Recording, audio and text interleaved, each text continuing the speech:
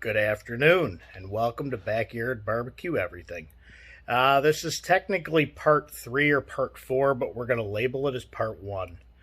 The first video that I posted, it got brought to my attention that there were some things that needed to be removed from it.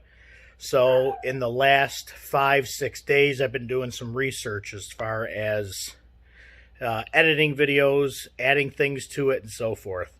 My son has been videotaping it, or at least was. He's going to continue to do so, but I'm going to point some things out to him that there's things I need to do to change.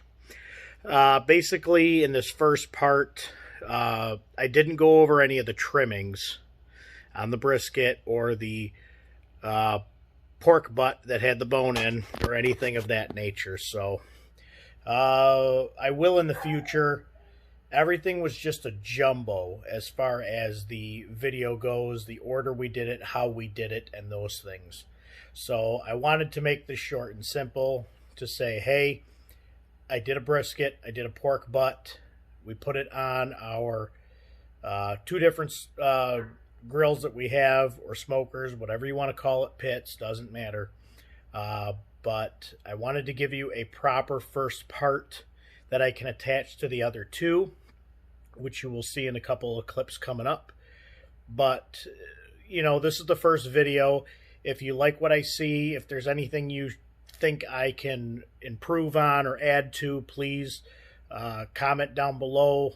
If you like what I'm doing, click the like button. If you want to subscribe, go for it as well. We're going to try and do some things in this channel that some of the other barbecue guys do as well. That's why it's Backyard Barbecue Everything.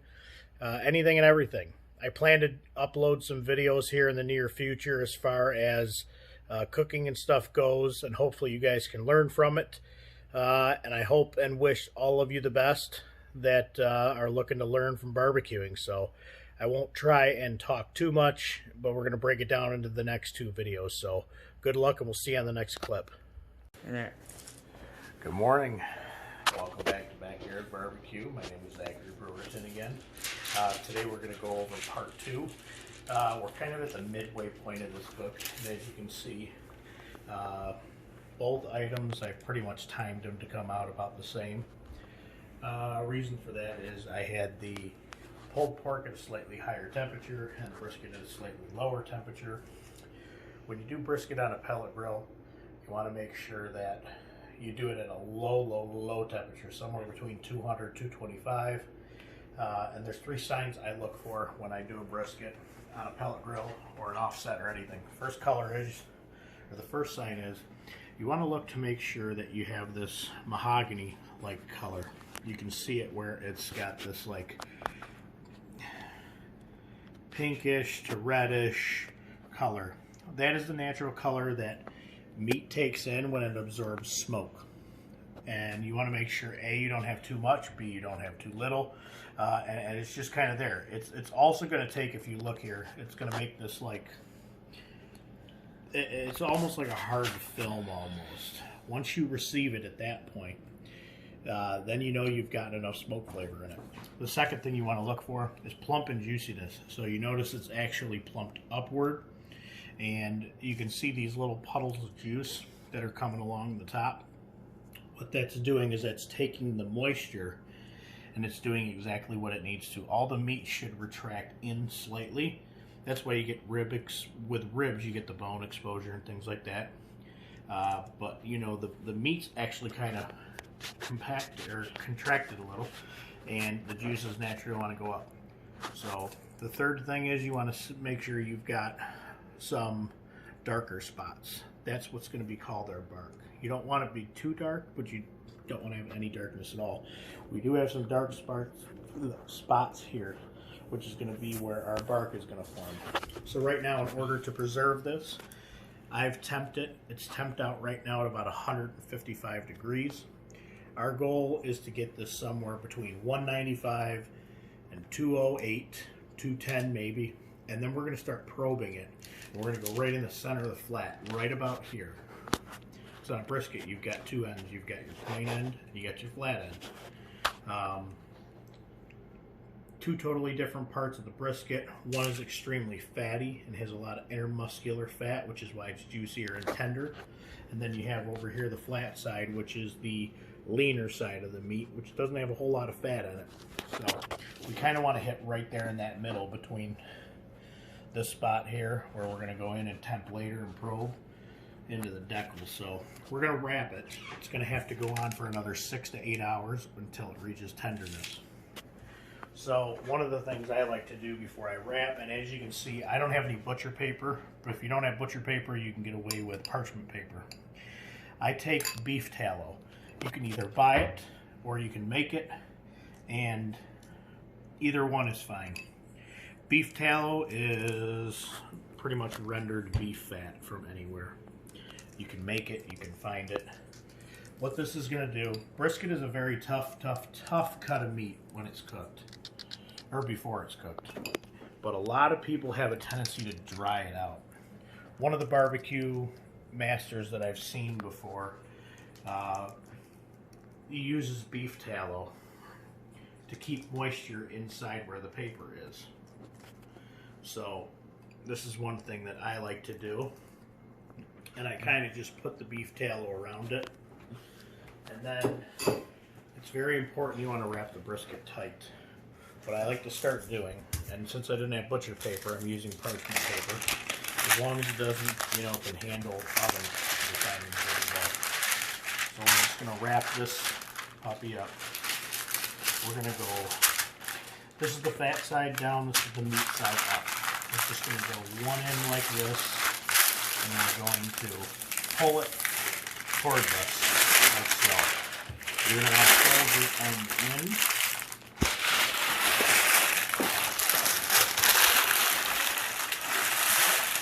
Keeping it secured and tight.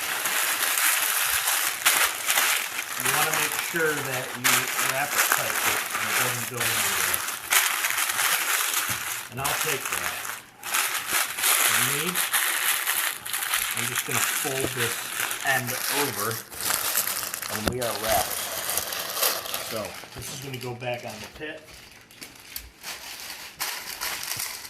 Both tenderized. Butcher paper, it wraps slightly different. The next guy we have is our pulled pork. This one here, I don't like to pull off pulled pork when it's barked up. I like it to be having that complete mahogany color around, because you're going to get burn ends and things to create that bark, especially in the wrap and the tin foil. But if you look at top of the pulled pork, I've temped this out at 145 degrees right now.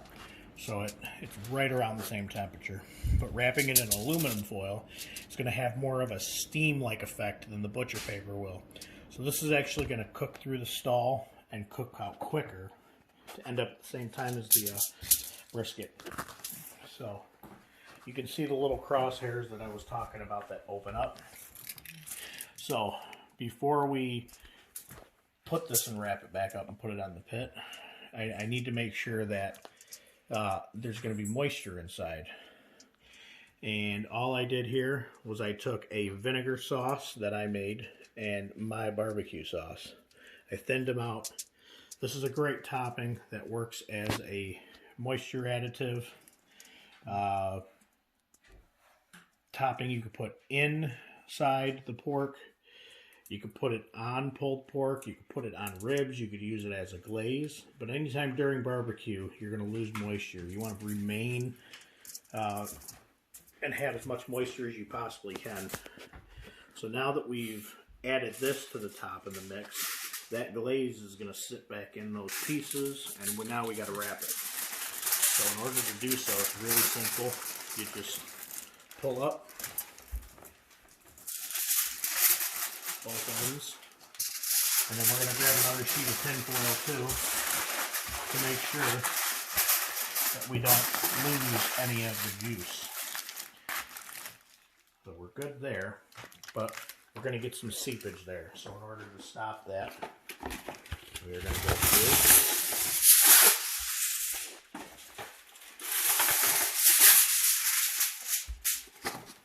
Pull out some tin foil arm length. And where the seam is right there, going this way, we're going to go opposite. This way we can kind of create like a puddle or a pool.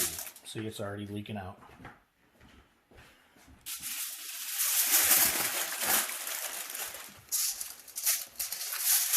I'm just kind of going upward, and I'm going folding upward. I'm folding everything upward to create that like pool-like bottom effect.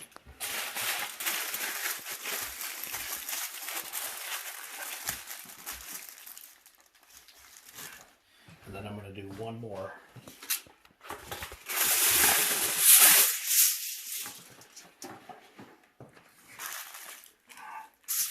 Right down the last seam, opposite it.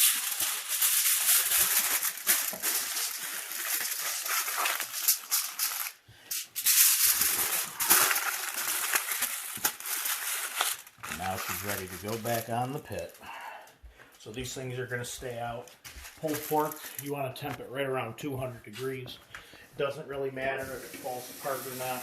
They kind of have a built-in thermometer anyway, you'll see later. There's a little bone that goes in, why it's a bone in pork butt. That bone retracts and it goes from middle to out.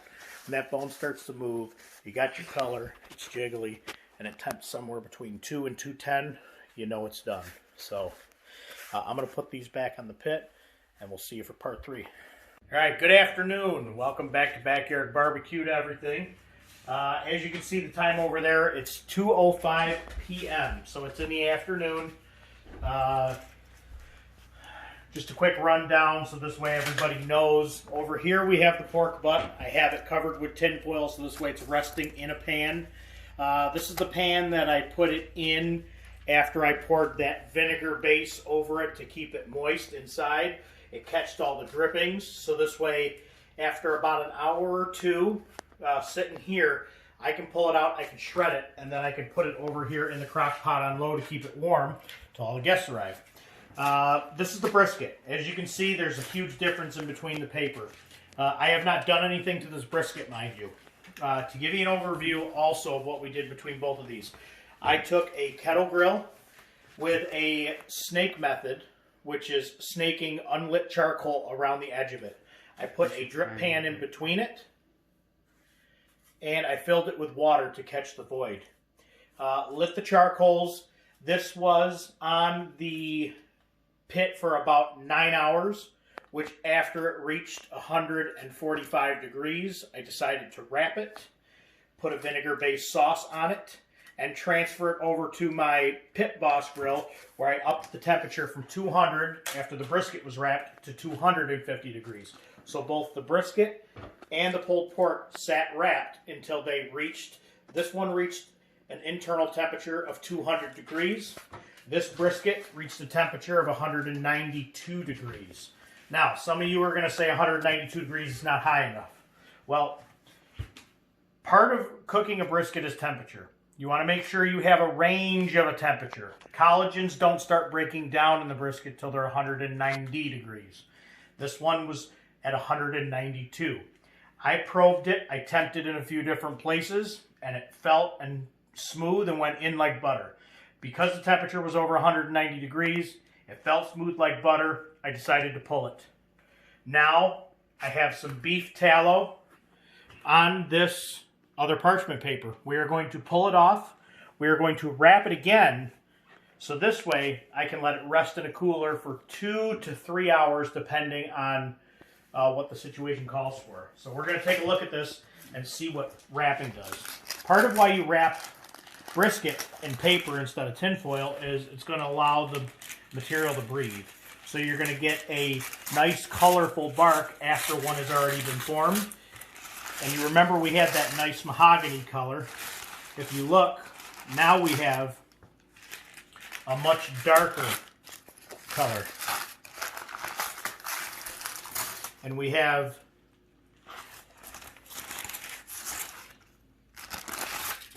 smells beautiful. Yeah, I know. I wish you could smell it. If you look, we have a jiggly brisket here. We have a nice red bark on the outside here, and you can see we've got this here as well. It's not as dark as I would have liked it to be. I really would have wished for a darker bark, but all in all, part of that goes to show that if you wrap it too early, you're not going to get the best bark you can get out of it. Either way, I'm very happy with it. So we are going to take this and we are going to transfer it. You got to be careful because this is hot. So we're going to do the best that we can here to maneuver this brisket over to where the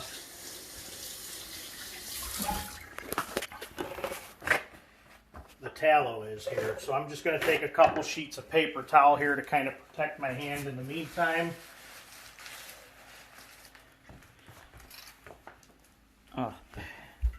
And you can see here all those juices. I mean, this is just not something you can make up here. Part of the reason now why you want it to rest, because what happens when you make brisket is it's going to contract forward. All the juices are going to flow outward. When you rest it, you want to give it a chance to settle down and let all the juices that came from the outward, which is why it plumped up, settle down back into the middle. So you have to give it a chance to resettle, find its home, and let all the juices go to where they need to. So now what we're going to do is we are going to re-wrap again, and this is where it's going to sit until we're ready to serve. So you want to make sure that you're wrapping it, like I said, tightly. So we come over here once, then we come over here again. We fold over the edge here.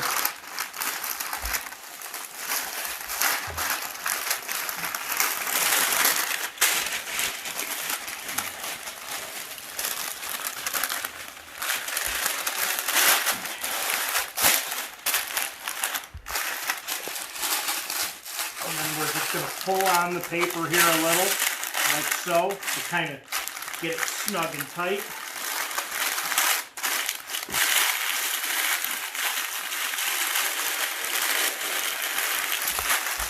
Boom.